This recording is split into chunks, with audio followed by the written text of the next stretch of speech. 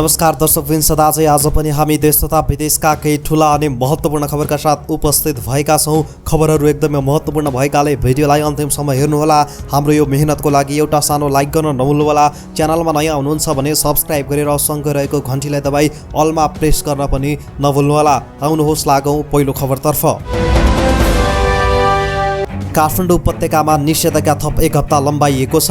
काठमाडौँ उपत्यकामा शुक्रबारदेखि 20 गतेसम्म खाद्यान्न पसल समेत बन्द हुने भएका छन्। काठमाडौँका 3 जिल्ला काठमाडौँ, ललितपुर र भक्तपुरमा 20 गते राति 12 बजेसम्म निषेधाज्ञा लम्बाउँदै प्रमुख जिल्ला अधिकारीहरूको बैठकले शुक्रबारदेखि 1 हप्ता खाद्यान्न पसल समेत बन्द गर्ने निर्णय गरेको हो। काठमाडौँ उपत्यकामा पछिल्लो पटक थपिएको निषेधाज्ञा बिहिबार सकिँदैछ। कोरोना संक्रमणको जोखिम बढेको निष्कर्षका साथ काठमाडौँ उपत्यकामा थप कडाइका साथ जारी गरिएको निषेधाज्ञा शुक्रबारदेखि लागू हुने प्रशासनले जनाएको छ। शुक्रबारदेखि 1 हप्ता खाद्यान्नका पसल समेत बन्द हुने भएकाले आजै खाद्यान्नको जोहो गर्न आग्रह गरिएको छ। दर्शकवृन्द, तपाईँ के भन्न चाहनुहुन्छ? कोरोना संक्रमण बढिरहेको अवस्थामा लकडाउन गर्नु एकदमै राम्रो हो भन्नुहुन्छ भने हो लकडाउन गर्नुपर्छ लेखिदिनु होला। होइन, लकडाउन त गर्नुपर्छ, तर खाना लाउन गाह्रो भइसक्यो, राहत बाँड्नु पर्यो, कोठाबाट छुट दिनु पर्यो, बैंकको ऋण मिनाहा गर्नु पर्यो भन्नुहुन्छ भने नो मोर लकडाउन, कोठाबाट छुट, बैंकको ऋण मिनाहा लेखेर तलको कमेन्ट बक्समा कमेन्ट गर्न नभुल्नु होला है त। पछिल्ला केही दिन यता सर्वसाधारण झ्याप्प बत्ती जाँदा हैरानी भएका छन्। विद्युत प्राधिकरणको फितलो व्यवस्थापनका कारण राजधानीका विभिन्न स्थानमा दैनिक जसो नै बत्ती आउने जाने भइरहेको छ। यस्तै समस्या देशका अन्य प्रमुख सहरमा समेत हुने गरेको उपभोक्ताले बताएका छन्। तपाईहरू बसोबास गर्ने ठाउँमा पनि बत्ती जान्छ भने आफ्नो ठाउँ तलको कमेन्ट बक्समा कमेन्ट गर्नुहोला। देशभर दैनिक जसो बत्ती आउने जाने गरेको गुनासो आउन थालेका छन्। बत्ती जाने आउने समस्या बढे पनि यसको दीर्घकालीन समाधान गर्न प्राधिकरण असफल जस्तै देखिएको छ। यति बेला पछिल्ला केही दिन यता सर्वसाधारण झ्याप्प बत्ती जाँदा हैरानी खेप्न बाध्य भएका छन्। तपाईहरू बस्ने ठाउँमा पनि बत्ती जान्छ भने कमेन्ट गर्न नभुल्नुहोला है त। माध्यमिक शिक्षा परीक्षा यासीको सञ्चालनको टुङ्गो लागेपछि मात्र नयाँ शैक्षिक सत्रबारे निर्णय हुने भएको छ। यासीले समग्र शैक्षिक कार्यक्रम नै प्रभावित पार्ने भएकाले नयाँ शैक्षिक सत्रबारे निर्णय गर्न शिक्षा, विज्ञान तथा प्रविधि मन्त्रालय केही समय पर्खने भएको हो। मन्त्रालयका सहसचिव एवं प्रवक्ता दीपक शर्माले नयाँ शैक्षिक सत्र असारदेखि प्रारम्भ गर्ने निर्णय सरकारले गरे पनि कोरोना महामारीका कारण अवस्था फेरिन सक्ने बताउनुभयो। कोरोना कसरी जान्छ भन्ने आधारमा नै धेरै कुराको टुङ्गो लाग्ने उहाँको भनाइ छ। एससी परीक्षा सञ्चालन सम्बन्धमा अध्ययन गर्न राष्ट्रिय परीक्षा बोर्डबाट गठित कार्यदल अध्ययन र सुझाव सङ्कलन गर्ने क्रममा रहेको जनाइएको छ। मन्त्रालयका प्रवक्ता शर्माले अध्ययन कार्यदलले प्रतिवेदन बोर्डमा पेश गर्ने र बोर्डको सिफारिस प्राप्त भएपछि यस विषयमा टुङ्गो हुने जानकारी दिनुभएको छ। यसअघि सरकारले जेठ 13 गतेदेखि एससी सञ्चालन गर्ने निर्णय गरेको थियो, तर कोभिड संक्रमण बढेपछि अर्को सूचना नआएसम्म परीक्षा रोकिएको छ। कक्षा 12 को परीक्षा पनि हाल रोकिएको छ। दर्शकवृन्द, तपाईँ के भन्न चाहनुहुन्छ? यस्तो विषम परिस्थितिमा परीक्षा लग्नु त्यति उचित होइन भन्नुहुन्छ भने नो एक्जाम लेख्नुहोला। होइन, परीक्षा लिनुपर्छ भन्नुहुन्छ भने एक्जाम लिनुपर्छ लेखेर तलको कमेन्ट बक्समा कमेन्ट गर्नुहोला है त। जेठ तेस्रो सातापछि समेत गन्तव्यमा अन्तर्राष्ट्रिय उडान खोल्न नेपाल नागरिक उड्डयन प्राधिकरणले सिफारिस गरेको छ। प्राधिकरणले संस्कृति, पर्यटन तथा नागरिक उड्डयन मन्त्रालयलाई उक्त सिफारिस गरेको हो। निषेधाज्ञा लागू भएपछि वैशाख 23 गतेदेखि बन्द भएको नियमित अन्तर्राष्ट्रिय उडान फेरि खोल्नका लागि व्यवसायीहरूले माग गरेपछि प्राधिकरणले केही गन्तव्यमा खोल्न सकिने निष्कर्ष निकालेको हो। हिमाल आरोहणका लागि नेपाल आएका विदेशी वैदेशिक रोजगारीमा जाने नेपालीहरूका लागि पनि चार्टर उडान महँगो पर्ने भएकाले सीमित ठाउँमा सीमित उडानका लागि अनुमति दिन सकिने प्राधिकरण निष्कर्ष छ। कतार, साउदी अरब, चीन, मलेसिया जस्ता गन्तव्यमा नियमित उडान गर्न खोल्नका लागि सिफारिस गरिएको प्राधिकरणका एक अधिकारीले जानकारी दिएका छन्। हाल भारतसँग मात्र हप्तामा 2टा उडान भइरहेको छ। एयर बबल सम्झौता अन्तर्गत भारतमा भएको जस्तै उडान अरू देशमा गर्न सकिने र त्यसमा नेपाल एयरलाइन्स र अर्को सम्बन्धित देशको एउटा एयरलाइन्सलाई अनुमति दिन सकिने प्राधिकरणले बताएको छ। दर्शकबिन, तपाईँ अब उडान खोल्नुपर्छ भन्नुहुन्छ भने अब उडान खोल्नुपर्छ लेखेर तलको कमेन्ट बक्समा कमेन्ट गर्न नबिर्सनु होला है त। ऋण तिर्ने भाका नागेका वा समय आइपुगेका ऋणीलाई राहत मिलेको छ। नेपाल राष्ट्र बैङ्कले कोरोना महामारीका कारण समस्यामा परेका ऋणीलाई कुनै पनि प्रकारको थप शुल्क जरिवाना नलिन बैङ्क तथा वित्तीय संस्थालाई निर्देशन दिएको छ। त्यस्तै राष्ट्र बैङ्कले बैङ्क तथा वित्तीय संस्थालाई निषेधाज्ञा अवधिभर र निषेधाज्ञा सकिएको 7 दिनसम्म कर्जा असुलीमा ग्राहकलाई कुनै पनि प्रकारको पेनाल्टी वा अतिरिक्त शुल्क नलिन पनि निर्देशन दिएको छ। ऋणीलाई कुनै पनि कर्जामा जरिवाना लगाउन नपाइने, लिलामीको सूचना निकाल्न नपाइने व्यवस्था केन्द्रीय बैंकले गरेको छ। बैंक तथा वित्तीय संस्थाले निक्षेप र कर्जाको ब्याज दरमा परिवर्तन आए तत्काल ग्राहकलाई विद्युतीय माध्यमबाट गराउनु पर्नेछ। त्यस्तै गरी लघु वित्त संस्थाबाट कर्जा लिएका ऋणीलाई समेत केन्द्रीय बैंकको पछिल्लो व्यवस्थाले राहत दिएको छ। लघु वित्त कम्पनीलाई निषेधाज्ञा सकिएको 7 दिनसम्म कर्जा असुलीमा ग्राहकलाई कुनै पनि प्रकारको पेनाल्टी वा अतिरिक्त शुल्क नलिन निर्देशन दिएको छ। यसरी निषेधाज्ञा सकिएको 7 दिनसम्म कर्जा असुलीमा अतिरिक्त शुल्क नलिन राष्ट्र बैंकले निर्देशन दिएसँगै केही राहत मिलेको हो।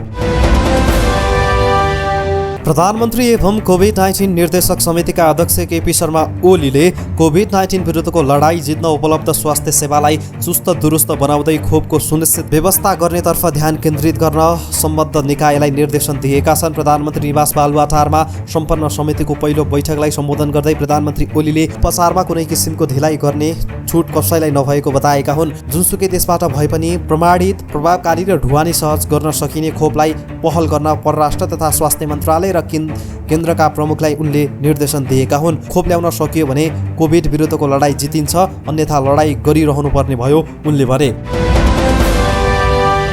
नेपालको पछिल्लो राजनीतिक घटनाक्रम आन्तरिक मामिला भएको भारतको विदेश मन्त्रालयले बताएको छ। सञ्चार माध्यमले सोधेको प्रश्नको उत्तर दिँदै भारतीय विदेश मन्त्रालयका प्रवक्ता अरिन्दम बागचीले नेपालको पछिल्लो राजनीतिक घटनाक्रमका बारेमा पत्र प्राप्त भएको र त्यो आन्तरिक मामिला भएको बताउनु भएको हो। उहाँले भन्नुभयो, नेपालमा विकसित पछिल्लो राजनीतिक घटनाक्रमलाई हामीले आन्तरिक मामिलाका रूपमा लिन्छौँ र यस विषयमा नेपालले आफ्नै ढाँचा र लोकतान्त्रिक प्रक्रियाबाट यसको समाधान गर्नुपर्छ।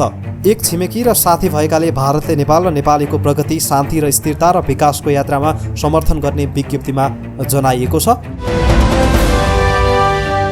नेपालमा बङ्गालको खाडीमा विकसित यास नामक चक्रवातको आंशिक प्रभाव परेको छ। चक्रवातको असर परेकाले सतर्कता अपनाउन मौसमविदले आग्रह समेत गरेका छन्।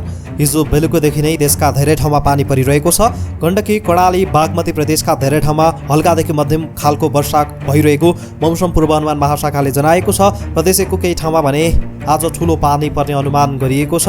त्यस्तै हिमाली तथा उच्च पहाडी क्षेत्रमा हिमपात र वर्षासँगै उच्च भेगको हावाहुरी समेत चल्ने सम्भावना रहेकाले केही दिनसम्मका लागि पर्वतारोहण नगर्न र नगराउन मौसमविदको सुझाव छ। भोलि पनि देशका धेरै ठाउँमा मौसम उस्तै रहनेछ। प्रदेशको केही ठाउँमा ठुलो वर्षा हुने सम्भावना छ भने अन्य बागमती, गण्डकी र कर्णाली प्रदेशमा हल्कादेखि मध्यम खालको वर्षा हुनेछ। त्यस्तै शुक्रबार भने प्रदेश 1, प्रदेश 2, बागमती प्रदेश, गण्डकी प्रदेश र लुम्बिनी प्रदेशका केही ठाउँमा ठुलो पानी पर्ने मौसमविदले बताएका छन्। यास नामक चक्रवातको असरका कारण देशका धेरै ठाउँमा वर्षा भइरहेको छ। शनिबारसम्म मौसम यस्तै रहने मौसमविदले बताएका छन्। काठमाडौँको मुख्य थोक बजार कालीमाटीमा भिड कम गर्न जोर ब्रिजोर प्रणाली लागू भएको छ। निषेधाज्ञाको समयमा पनि बजारमा भिड कम नभएपछि कालीमाटी फलफुल तथा तरकारी बजार विकास समितिले ढुवानीका गाडीमा जोर बिजोर प्रणाली लागू गरेको हो। बजारमा हुने भिड रोक्न तरकारी लिन जाने गाडीमा जोर बिजोर प्रणाली लागू गरेको समितिका सूचना अधिकारी विनय श्रेष्ठले जानकारी दिएका छन्। उनका अनुसार जोर बारमा जोर नम्बरका गाडी र बिजोर बार बिजोर नम्बरका गाडी चल्नेछ। यो नियम तरकारी लिन जाने गाडीमा मात्र लागू हुनेछ। तरकारी लिएर थोक बजार पुग्ने गाडीमा भने यो नियम लागू हुनेछ। त्यस्तै तरकारी लिन जाने गाडी बिहान 8 बजेभित्र पुगिसक्नुपर्ने नियम बनाएको पनि उनले जानकारी दिएका छन्। अब तरकारीको मुख्य थोक बजार बन्द नहुने भएको छ। भिडभाड रोक्न ढुवानीका गाडीमा जोर बिजोर प्रणाली लागू गरिएको छ। नेपाल दूरसञ्चार प्राधिकरणले थप 10 जिल्लामा निशुल्क रूपमा इन्टरनेट पुर्याएको छ। प्राधिकरणले एक सूचना प्रकाशन गर्दै ग्रामीण दूरसञ्चार कोषको रकम प्रयोग गरेर उक्त जिल्लामा ब्यान्डविथ नेटवर्क निर्माण काम सम्पन्न भएको जनाएको हो। देशका विभिन्न 10 जिल्लाका नगरपालिका, गाउँपालिका, वडा कार्यालय, सामुदायिक विद्यालय, सामुदायिक स्वास्थ्य संस्था, केन्द्र र अस्पतालमा निशुल्क इन्टरनेट पुर्याइएको प्राधिकरणका प्रवक्ता सन्तोष पौडेलले जानकारी दिए। उनका अनुसार उक्त परियोजना अन्तर्गत गण्डकी प्रदेशका कास्की, तनहु, पर्वत, स्याङ्जा, लमजुङ तथा प्रदेश 1 का इलाम, सुनसरी, मोरङ, उदयपुर र झापामा ब्यान्डविथ इन्टरनेट विस्तार सम्पन्न भएको हो। थप 10 जिल्लामा निशुल्क इन्टरनेट जडान गरिएको छ। काठमाडौँ उपत्यकामा थप कडाइसहित जेठ 20 गतेसम्मका लागि निषेधाज्ञा लम्बाइएको छ। अब के खुल्छ के खुल्दैन तपाईँलाई जानकारी दिन गइरहेका छौँ। काठमाडौँ उपत्यकामा औषधि, खाद्य वस्तु तथा अन्य अत्यावश्यक उपभोग्य वस्तु वा सेवा खरिदको कामका साथै अत्यावश्यक सेवा लिनुपर्दा बाहेक कोही पनि घर बाहिर निस्कन नपाउने र बिहान बेलुका हिँडुल गर्न पनि बन्द गरिएको छ। त्यस्तै सबै प्रकारका सभा, सम्मेलन, गोष्ठी, तालिम, सेमिनार, दोहोरी, फुटसल, जिमखाना र मानिसहरूको भिडभाड हुने अन्य सबै प्रकारका कार्यक्रम सञ्चालनमा रोक लगाइएको छ। विवाह व्रतबन्धको हकमा बढीमा 7 जनासम्म स्वास्थ्य मापदण्ड पालना गर्ने गरी आफ्नो घर वा बसेको ठाउँमा मात्र गर्न पाइनेछ। त्यस्तै पुजारीबाट हुने नित्य पूजा बाहेकका सबै धार्मिक, सांस्कृतिक गतिविधि सञ्चालन गर्न नपाइने आदेशमा उल्लेख छ। तरकारी, फलफुल, दुध, डेरी, मासु, खानेपानी, ग्यास पसल बिहान 9 बजेसम्म मात्र खोल्न पाइनेछ। खाद्यान्न तथा किराना पसल, डिपार्टमेन्टल स्टोर लगायत भने खोल्न पाइने छैन। जिल्ला प्रशासन कार्यालय तथा अन्य निकायबाट यसअघि जारी गरिएका सबै पास रद्द गर्ने पनि आदेशमा उल्लेख गरिएको छ। अबको निषेधाज्ञामा थप कडाई गरिने भएको छ। अमेरिकी औषधि निर्माता कम्पनी मोडर्नाले विकास गरेको कोरोना भाइरस विरुद्धको खोप किशोर किशोरीमा 100% प्रभावकारी देखिएको छ। यो खोप 12 वर्षदेखि 17 वर्ष उमेर समूहका किशोर किशोरीमा प्रभावकारी देखिएको हो। कम्पनीका अनुसार झन्डै 4000 जनामा गरिएको परीक्षणमा खोप प्रभावकारी देखिएको छ। खोपको एक मात्रा मात्रै लगाइएकाहरूमा भने प्रभावकारिता 93% मात्रै देखिएको छ। यो सँगै अमेरिकाले यो उमेर समूहमा खोप प्रयोगको अनुमतिका लागि अमेरिकी औषधि नियामक निकाय, खाद्य तथा औषधि प्रशासन FDA समक्ष निवेदन दिएको छ। अमेरिकामा यसअघि 12 देखि 15 वर्षका उमेर समूहका लागि फाइजर खोपको अनुमति दिएको थियो। सरकारले स्वास्थ्य आपतकाल घोषणा हुन सक्ने सङ्केत दिएको छ। कोभिड-19 सङ्कट व्यवस्थापन केन्द्र CCMCको निर्देशक समितिको बैठकमा भर्खरै जारी भएको कोभिड व्यवस्थापन सम्बन्धी अध्यादेशबारे छलफल भएको छ। यो अध्यादेशमा स्वास्थ्य आपतकाल घोषणा गर्न सक्ने उल्लेख छ। कोभिड-19 को सङ्क्रमणको कारण जनस्वास्थ्यमा गम्भीर प्रभाव परेमा वा पर्न सक्ने देखिएमा त्यसको रोकथाम, नियन्त्रण, निदान र उपचारका लागि नेपाल सरकारले नेपाल राजपत्रमा सूचना प्रकाशन गरी नेपालभर वा नेपालको कुनै स्थानमा लागू हुने गरी कोभिड-19 स्वास्थ्य आपतकाल घोषणा गर्न सक्नेछ। कोभिड-19 सङ्कट व्यवस्थापन अध्यादेशको दफा 3 मा लेखिएको छ। त्यस्तै यता स्वास्थ्य मन्त्री हृदय त्रिपाठीले कोरोना सङ्क्रमण दर अबको 4 हप्तामा घट्ने दावी गरेका छन्। आयोजित पत्रकार सम्मेलनमा कोरोना महामारीको पछिल्लो अपडेट गराउँदै उनले अबको 4 हप्ताभित्र सङ्क्रमण दर घट्दै जाने बताएका हुन्। काठमाडौँ उपत्यकामा कोरोना सङ्क्रमण रोकथाम तथा नियन्त्रण गर्न वैशाख 16 गतेदेखि निषेधाज्ञा लागू गरिएको थियो। निषेधाज्ञालाई निरन्तरता दिएको छ। यसरी अबको 4 हप्तामा सङ्क्रमण दर घट्ने सरकारले अनुमान गरेको छ। भारतमा कोरोना सङ्क्रमण निको भएका व्यक्तिमा पहिलो ढुसी येल्लो फङ्गसको सङ्क्रमण पनि देखिएको छ। यसअघि कालो ढुसी र सेतो ढुसीको समस्या भारतमा धेरै राज्यमा देखिएकोमा उत्तर प्रदेशको गाजियाबाद जिल्लामा पहिलो पटक पहिलो ढुसीको सङ्क्रमण भेटिएको नाक कान घाँटी विशेषज्ञ BP त्यागीले पुष्टि गर्नुभएको सञ्चार माध्यममा समाचार संस्था NNI ले जनाएको छ। 45 वर्षका पुरुषमा पहिलो ढुसीको समस्या देखिएको हो। पहिलो ढुसीको सङ्क्रमण भएका व्यक्तिमा निन्द्रा बढी लाग्ने, भोक कम लाग्ने र तौलमा अस्वाभाविक कमी आउने जस्ता लक्षण देखिएको विशेषज्ञ त्यागीले बताउनु भएको छ।